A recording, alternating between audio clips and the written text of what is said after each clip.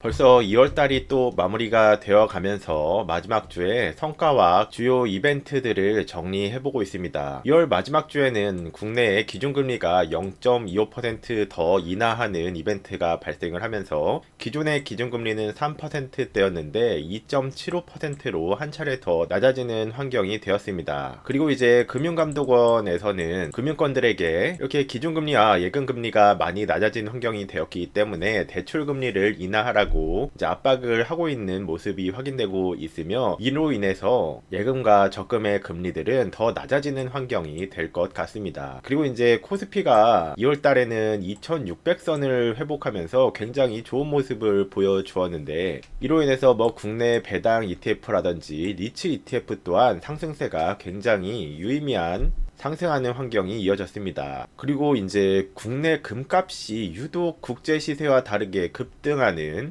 김치 프리미엄 현상이 심각한 괴리율을 보이면서 한때 국제 금 시세보다 무려 23%나 더 높아지는 현상이 2월 달에 일어났습니다. 지금도 아직 이 김치 프리미엄 현상이 완전히 해소된 것은 아닌데 한 10%에서 5% 정도가 유지되면서 아직까지도 왔다 갔다 하는 참 흥미로운 현상도 경험을 해보게 되는 것 같습니다. 그리고 마지막으로 또 큰 이슈가 이제 연금저축 계좌와 ISA 계좌 같은 비과세 또는 절세 계좌들에서 해외 배당 ETF에서 들어오는 배당금을 비과세 처리를 해주고 있던 부분 때문에 SCHD 같은 국내 투자자들에게 굉장히 유명한 미국 배당 ETF 상품들에 이제 과세를 하겠다는 이슈가 발표가 되면서 이 국내에 상장된 미국 SCHD 기반의 ETF들에서 국내 투자자들의 자금이 상당히 선제적으로 이탈하는 현상이 발생도 하였습니다. 그런데 이 부분이 이제 저 같은 경우에도 연금저축계좌와 ISA 계좌를 적극적으로 활용하는 배당금 위주의 포트폴리오를 운영하다 보니까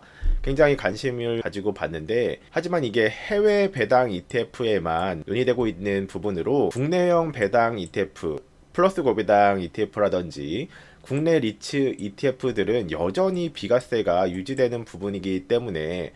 오히려 이제 국내 배당주 섹터에서 주로 활동하고 있던 저 같은 투자자들에게는 이게 오히려 상대적인 호재로 작용할 수도 있는 부분이다라고 저는 개인적으로 생각을 하고 있습니다. 왜냐하면 국내 배당 ETF와 리츠 ETF는 안 그래도 이제 해외 SCHD 기반 ETF들의 배당률은 보통 3%에서 4%를 넘어가기가 어려운 환경이 지속되고 있었는데, 국내 배당 ETF들의 경우에는 플러스 고배당 ETF의 경우에도 배당률이 5% 수준이고, 국내 리츠형 ETF들의 경우에는 배당률이 8%가 넘어가는 상황이었는데, 이 영역은 여전히 비과세가 유지가 되고, 안 그래도 이제 배당 성장률은 높고 안정성은 더 높지만 상대적인 배당률이 낮았던 미국 SCHD 기반의 과세까지 추가가 된다고 하면 배당률이 더 낮아지는 효과가 있기 때문에 이러한 자금들이 이동할 가능성이 커지는 환경이 될 것이다 라고 저는 생각을 하고 있습니다. 즉 국내 투자자들에게 굉장히 이제 인기가 많았고, 그리고 이제 연금저축 계좌와 IRP 계좌 같은 경우에는 더더욱더 여기서 이제 선택할 수 있는 대상들이 굉장히 제한적인 환경이기 때문에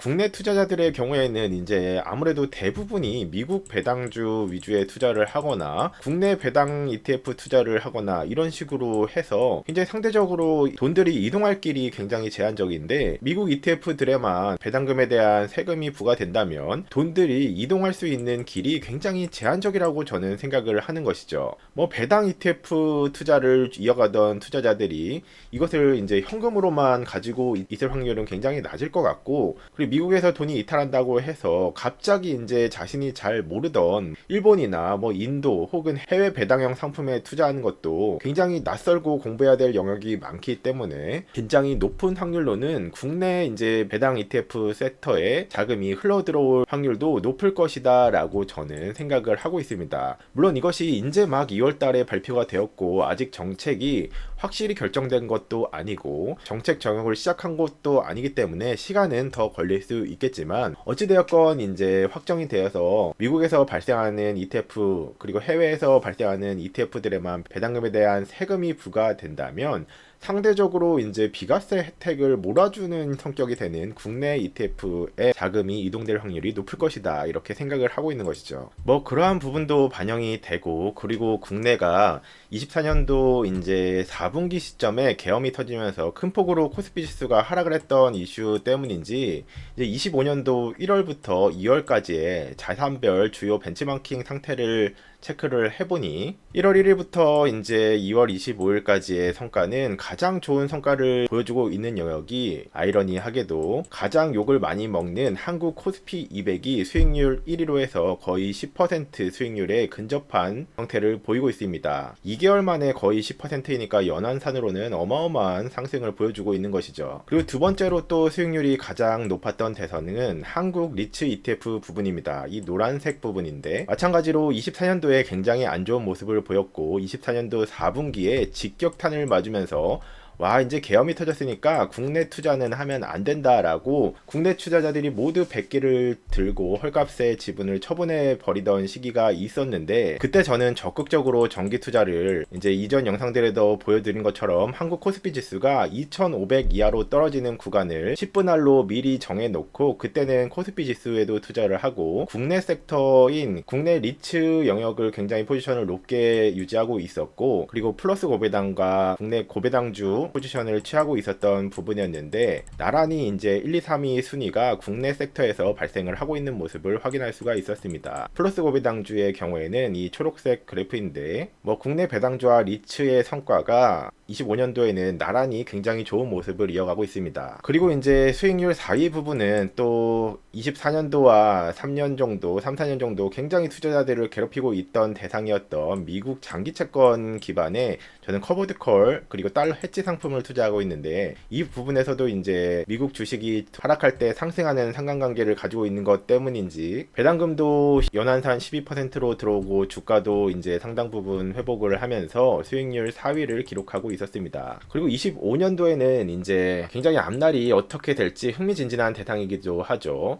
워렌 버핏이 이제 미국 주식 투자에 굉장히 부정적인 견해를 보이면서 버크셔 해서웨이의 주식 투자 부분을 이제 25%까지 24년도에 낮추는 행보를 이어갔었고, 단기 채권과 현금의 비중을 무려 75%까지 늘리는 이벤트가 발생을 하면서 굉장히 단기적으로 조롱을 많이 받기도 했는데, 저는 대부분의 투자자들의 의견이 아닌 워렌 버핏의 포트폴리오를 적극적으로 참조하고 있습니다. 특히 달러가 초강달러 현상일 때, 그리고 지금처럼 너무 올라간 시기와 버핏 지수가 고평가된 모습을 보이고 있는 상태에서는 굳이 하방 리스크가 그렇게까지 높은 투자를 참여하지 않아도 된다라고 저는 생각을 하고 있기 때문에 수익률이 다소 떨어질지언정 5%에서 8% 정도 이렇게 국내 배당금을 받아가면서 하방 리스크가 훨씬 더 제한적인 투자 전략을 선택해서 운영하려고 하고 있는 편입니다. 25년도 1, 2월 구간은 미국의 S&P 500 지수가 수익률이 가장 저조했고, 그 다음에 이 그래프에는 나오지 않았는데 6.15는 SCHD 기반의 투자가 미국 S&P 500보다도 더 안 좋은 성과를 보여주고 있는 형태입니다. 하지만 자산별 벤치마킹 상태를 분석할 때 이렇게 단기적인 시각만을 봐서는 안 되고, 최근 1년간으로 해서 시간배열을 늘려보거나 3년간으로 시간배열을 늘려갔을 때는 역시나 S&P 500의 장기 성과를 지난 과거 1년과 3년에는 너무나 좋은 모습을 보여주었기 때문에 여전히 이제 공동 1위 성과를 확인할 수 있었는데, 이렇게 S&P 500의 지수가 파란선이고 플러스 고배당, 국내 배당주 섹터가 초록색이었는데 그래프가 딱 겹쳐있는 모습을 확인할 수 있었기 때문에 공동 1위 수익률을 양쪽에서 가져가고 있는 부분이며, 지난 이제 1년과 3년간은 국내 리츠 섹터가 굉장히 큰 폭의 하락을 겪었기 때문에 최근 1년간은 굉장히 큰 상승을 이어가고 있지만, 굉장히 과거에 높은 가격대에 또 이제 매수를 했던 투자자들 분들에게는 아직은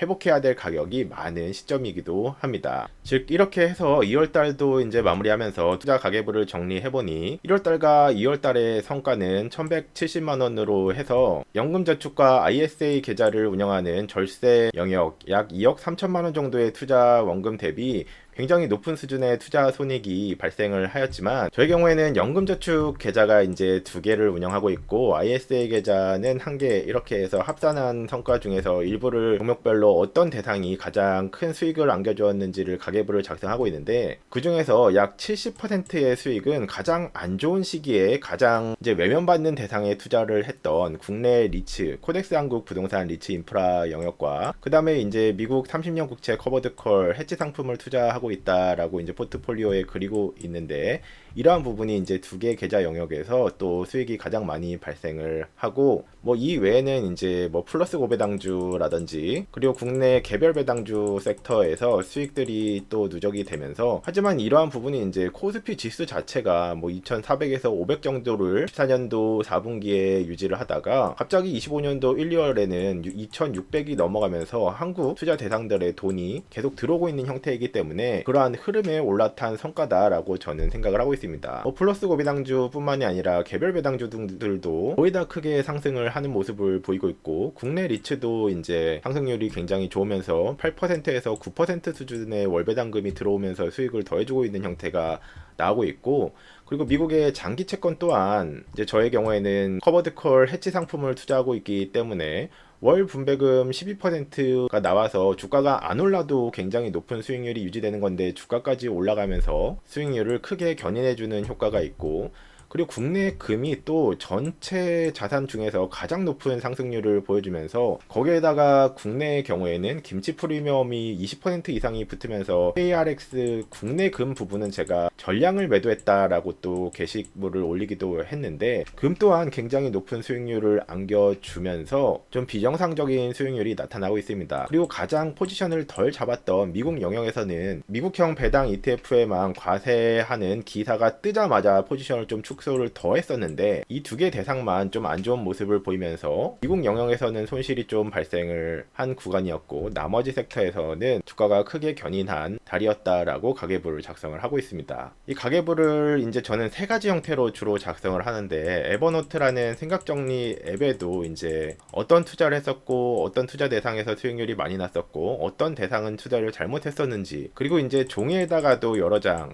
적어서 제 방 벽면에다가 붙여놓으면서 수시로 보는 성격이 있습니다. 그리고 투자 아이디어와 성과를 공개해버리면은 제가 이제 실패할 수 있는 확률 자체도 줄어들는 효과가 있기 때문에 매월마다 주기적으로 성과 공개를 뭐 주로 블로그나 영상을 통해서 하고 있는 편이며, 저희 투자 아이디어는 거의 대부분이 성과에 이번에도 70% 이상이라고 말씀드렸던, 특히 작년 말 시즌에 계엄이 터지면서 국내 주식에 위기가 크게 생겼을 때 추가 투자를 진행한 부분에서 주로 발생을 하였고, 이제 투자자들에게 외면을 당하는 섹터가 있으면 저는 그곳을 굉장히 관심 있게 쳐다보는 편입니다. 그리고 그 대상들에서 이제 주요 실적이 좀 시간이 걸리는 경우가 굉장히 많긴 한데 발생하기 시작하였고, 그리고 반대로 이제 KRX 금을 국내 투자자들이 너도 나도 관심을 보이기 시작한 것이 2월 달에 특히 김치 프리미엄이 굉장히 많이 발생을 하면서 제가 게시물을 올리면서 전량 매도를 했다라고 이제 올렸는데, 모두가 관심을 보이기 시작하고, 특히 너도 나도 이제 기사들의 투자 아이디어에 동의를 하기 시작하면 이걸 이제 반대로 하기가 근데 투자자들은 본능적으로 굉장히 어렵죠. 아이디어가 이해가 되고 동의가 돼서 이제 내가 투자를 하면 떨어지는 경우가 굉장히 많은 것인데, 찰리 먼거와 피터 린치 등도 자신들이 이제 투자 아이디어를 정리하고 모두가 동의하는 시점이 돼버리면 그것을 팔아버리는 경우가 많았다라고 이야기하는데, 저 역시도 이제 김치 프리미엄이 23%까지 증가하면서 예를 들면 미국에서는 이제 동일한 물량을 1억이면 살 수 있는데 한국에서는 1억 2,300만 원의 거래가 되는 현상이 발생을 했었고, 이거는 좀 상식을 굉장히 벗어나는 일이다라고 저는 생각을 해서 전량 매도했던 부분입니다. 그리고 금뿐만이 아니라 이제 기사들이 뻥뻥 터지면서 이러해서 어떤 산업과 어떤 대상이 좋을 것이다 라는 시기가 무르익어가는 시점이 되면 저는 해당 주식을 다 팔아버리는 스타일을 유지하고 있습니다. 즉 투자 대가들의 이야기를 이제 많이 보면 공통적으로 나오는 부분들이 대부분의 투자자들과 반대되는 포지션을 취해야 될 때가 많기 때문에 그것을 SNS 같은 데다 공유를 하면은 욕을 먹는 경우가 굉장히 많습니다. 특히 이제 투자를 잘 하지 않는 사람들이 보거나 후반부에 있는 사람들이 보기에는 최소한 80% 이상 사람들이 보기에 쟤는 왜 저런 투자를 하지? 아무도 관심을 가지고 있지 않고 최악이다 라고 하는 세상에 투자를 하고, 모두가 내 친구들과 내 주변 사람들이 좋다고 하는 투자는 쳐다도 보지 않고 팔고 나가기 때문에 굉장히 이제 불쾌감이 드는 경우가 많습니다. 그래서 저도 주변 지인들이나 친한 사람들과 되도록 주식 이야기를 안 하려고 하는 편입니다. 이야기를 해보면 거의 대부분의 생각이 완전히 정반대의 포지션을 취하는 경우가 많기 때문이죠. 가장 대답하기 어려운 변 중 하나가 그래서 이제 뭘 사면 돼 같은 경우인데, 제가 설령 그 대상을 말하더라도 상대방 입장에서는 대체 그걸 왜 사라는 경우가 대부분이고, 그리고 이러이러한 것을 투자하려고 하는데 또는 이미 투자했는데 어떻게 생각해? 라고 하면은 저의 경우에는 그건 당장 팔아라고 할 때가 많기 때문에 요새는 그렇지 맞지 너무 시장이 혼란스러워서 요새는 나도 잘 모르겠네 라고 답변을 하는 경우들이 대부분이 되어가는 것 같습니다. 투자는 대부분 한 6개월 정도 뒤, 그리고 중장기적으로는 한 1, 2년 정도 뒤에 어떤 일들이 현재 공개된 정보들 속에서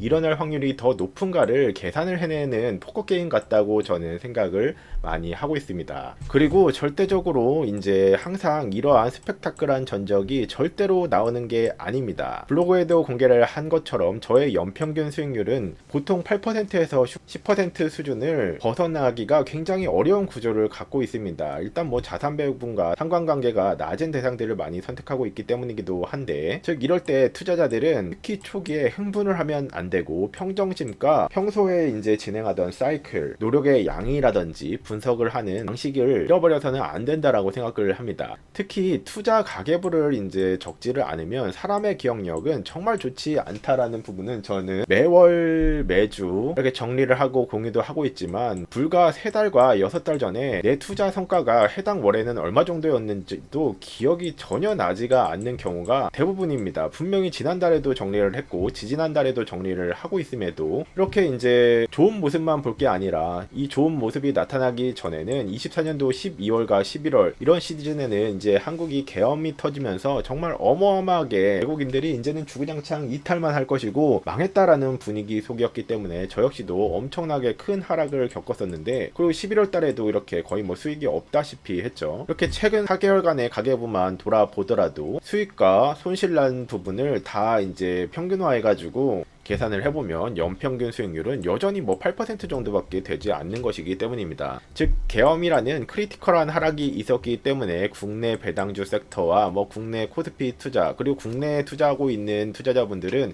굉장히 높은 수익률을 체감하고 계실 텐데, 이럴 때 너무 흥분하면서 이제 막 투자 자금을 급격하게 늘리는 선택을 한다든지, 와 이거 나 이제 워런 버핏인데 뭐 연평균 수익률이 20%가 넘어가겠는라고 생각을 하면서 뭐 레버리지를 땡긴다든지 이런 선택을 했다가 벌어놨던 돈을 다 잃거나 오히려 손해를 보는 경우도 굉장히 빈번하게 일어나기 때문입니다. 구독과 좋아요, 알림 설정을 해주시면 대표적인 고배당주들 및 비과세 운영 팁 정보를 가장 빠르게 만나보실 수 있습니다. 시청해주셔서 감사합니다.